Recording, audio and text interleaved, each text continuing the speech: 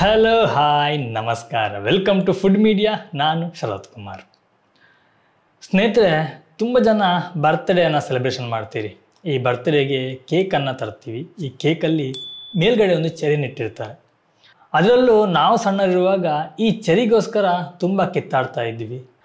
ಹಾಗೆಯೇ ನೀವು ತಿನ್ನುವಂಥ ಐಸ್ ಕ್ರೀಮ್ ಬರುತ್ತೆ, ಅದರಲ್ಲೂ ಗಡ್ಬಡ್ ಮೇಲೆ ಒಂದು ಚೆರಿಯನ್ನು ಇಟ್ಟಿರ್ತಾರೆ. ಈ ಚೆರಿ ಕೂಡ ತುಂಬ ರುಚಿಯನ್ನು ಕೊಡುತ್ತೆ. ನೀವು ಸಾಮಾನ್ಯವಾಗಿ ಈ ಹಣ್ಣಿನ ಅಂಗಡಿಯಲ್ಲಿ ಸಿಗುವಂತಹ ಚೆರಿಯನ್ನು ತಿಂದಿರ್ತೀರಿ.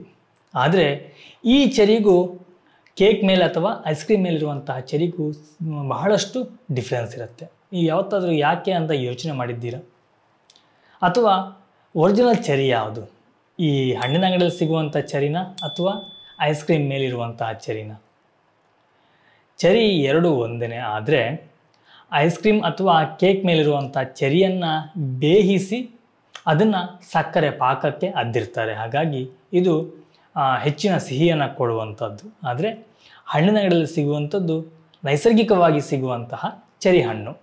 ಇವತ್ತಿನ ವಿಡಿಯೋದಲ್ಲಿ ನಾನು ನಿಮಗೆ ಈ ಚೆರಿ ಹಣ್ಣನ್ನು ತಿನ್ನೋದ್ರಿಂದ, ಅದರಲ್ಲೂ ನೈಸರ್ಗಿಕವಾಗಿ ಸಿಗುವಂತಹ ಚೆರಿ ಹಣ್ಣನ್ನು ತಿನ್ನೋದ್ರಿಂದ ನಮ್ಮ ಆರೋಗ್ಯಕ್ಕೆ ಏನೆಲ್ಲ ಲಾಭಗಳಿವೆ, ಇದರಿಂದ ನಮ್ಮ ಯಾವೆಲ್ಲ ಅನಾರೋಗ್ಯ ಸಮಸ್ಯೆಗಳಿಗೆ ಇದೊಂದು ಪರಿಹಾರವಾಗುತ್ತೆ, ಪ್ರತಿಯೊಂದನ್ನು ತಿಳಿಸ್ಕೊಡ್ತೀನಿ. ಅದಕ್ಕಿಂತ ಮುಂಚೆ ನೀವು ನಮ್ಮ ಚಾನಲ್ಗೆ ಹೊಸಬರಾಗಿದ್ದರೆ ಇವಾಗಲೇ ಸಬ್ಸ್ಕ್ರೈಬ್ ಮಾಡ್ಕೊಳ್ಳಿ. ಹಾಗೆಯೇ ಪಕ್ಕದ ಬೆಲ್ಲೈಕನ್ನ ಕ್ಲಿಕ್ ಮಾಡಿ ಆಲ್ ಆಪ್ಷನ್ನ ಸೆಲೆಕ್ಟ್ ಮಾಡಿ. ಇದೇ ರೀತಿಯ ಪ್ರತಿಯೊಂದು ವಿಡಿಯೋಗಳ ನೋಟಿಫಿಕೇಶನ್ ಪಡಿಬೋದು. ವಿಡಿಯೋ ಮಿಸ್ ಮಾಡಿದೆ ಮೊಟ್ಟ ಮೊದಲು ನೀವು ನೋಡಬಹುದು.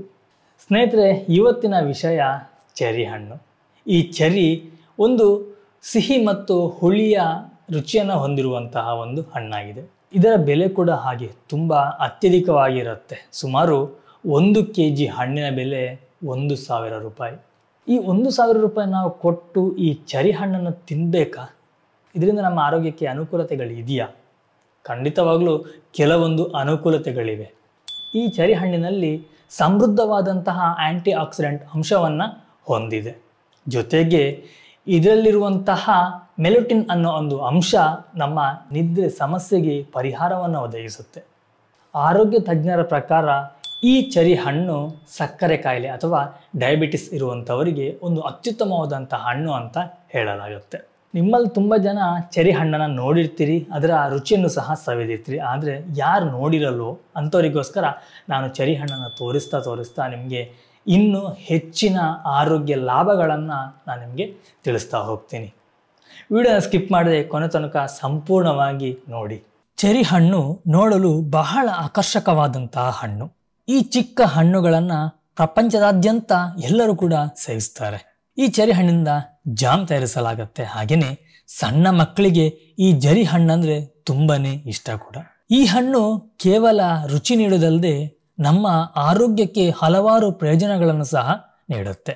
ಚೆರಿ ಹಣ್ಣುಗಳು ಪೊಟ್ಯಾಷಿಯಂನ ಆಗರವಾಗಿದ್ದು, ಇದು ನಮ್ಮ ದೇಹದಲ್ಲಿ ಸಂಗ್ರಹವಾಗಿರುವ ಹೆಚ್ಚುವರಿ ಸೋಡಿಯಂ ಕಡಿಮೆ ಮಾಡಲಿಕ್ಕೆ ಸಹಾಯ ಮಾಡುತ್ತೆ.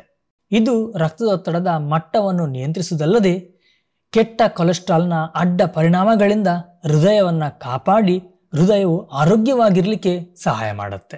ಈ ಚೆರಿ ಹಣ್ಣನ್ನು ಸೇವಿಸುವುದರಿಂದ ಮಾನಸಿಕವಾಗಿಯೂ ಉತ್ತಮವಾಗಲು ಸಹಾಯ ಮಾಡುತ್ತೆ. ನಮ್ಮ ದೇಹದಲ್ಲಿ ಒತ್ತಡವನ್ನು ಹೆಚ್ಚಿಸುವ ಹಾರ್ಮೋನ್ಗಳ ಮಟ್ಟವನ್ನು ಕಡಿಮೆ ಮಾಡಿ ನಮ್ಮ ಒತ್ತಡವನ್ನು ನಿವಾರಣೆ ಮಾಡುತ್ತೆ. ಈ ಚಿಕ್ಕ ಹಣ್ಣು ಅನೇಕ ಉತ್ಕರ್ಷಣ ನಿರೋಧಕಗಳನ್ನು ಹೊಂದಿದೆ. ಇದು ನಮ್ಮ ಮೆದುಳಿನ ಶಕ್ತಿಯನ್ನು ಹೆಚ್ಚಿಸಲಿಕ್ಕೆ ಹಾಗೆಯೇ ಉತ್ತಮ ಜ್ಞಾಪಕ ಶಕ್ತಿಯನ್ನು ಹೆಚ್ಚಿಸಲಿಕ್ಕೆ ಈ ಚೆರಿ ಹಣ್ಣು ಸಹಾಯ ಮಾಡುತ್ತೆ. ನಾನು ನಿಮಗೆ ಆವಾಗಲೇ ಹೇಳಿದೆ, ಈ ಚೆರಿ ಹಣ್ಣು ಮಧುಮೇಹದವರಿಗೆ ಒಂದು ಒಳ್ಳೆಯ ಹಣ್ಣು ಅಂತ ಹೇಳಿ. ಯಾಕಂತಂದ್ರೆ ಈ ಹಣ್ಣಿನಲ್ಲಿ ಆಹಾರದ ಫೈಬರ್ ಅಂಶ ಕಂಡುಬರುತ್ತೆ. ಇದು ರಕ್ತದಲ್ಲಿನ ಸಕ್ಕರೆ ಮಟ್ಟ ತ್ವರಿತವಾಗಿ ಹೆಚ್ಚಾಗಲು ಬಿಡುವುದಿಲ್ಲ. ಹಾಗಾಗಿ ಇದು ಮಧುಮೇಹವನ್ನು ನಿರ್ವಹಿಸಲು ಸಹಾಯ ಮಾಡುತ್ತೆ.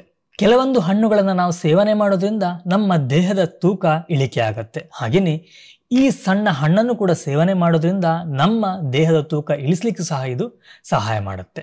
ಈ ಚೆರಿ ಹಣ್ಣುಗಳಲ್ಲಿ ಬಹಳ ಕಡಿಮೆ ಕ್ಯಾಲೋರಿಗಳಿದ್ದು, ಇದು ನಿಮ್ಮ ಚಯಾಪಚಯ ಕ್ರಿಯೆಯನ್ನು ಬಲಪಡಿಸುವಂತಹ ವಿಟಮಿನ್ಗಳನ್ನು ಹೊಂದಿದೆ. ಅಲ್ಲದೆ ನಿಮ್ಮ ದೇಹದಲ್ಲಿರುವ ವಿಷದ ಅಂಶಗಳನ್ನು ಸಹ ಹೊರಹಾಕಲು ಸಹಾಯ ಮಾಡುತ್ತೆ.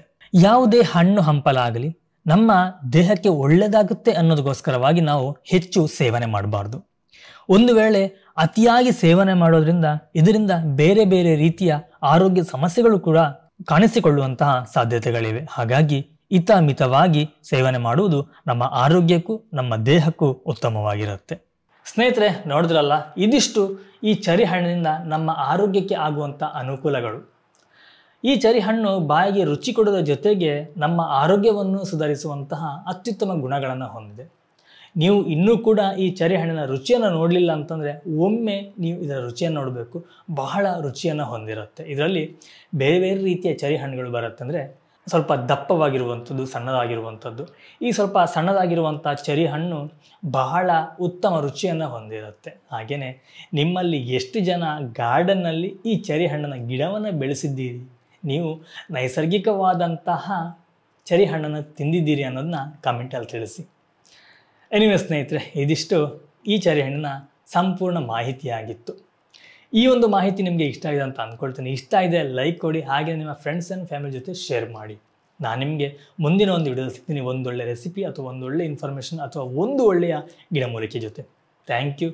ಬಾಯ್. ನಮಸ್ಕಾರ.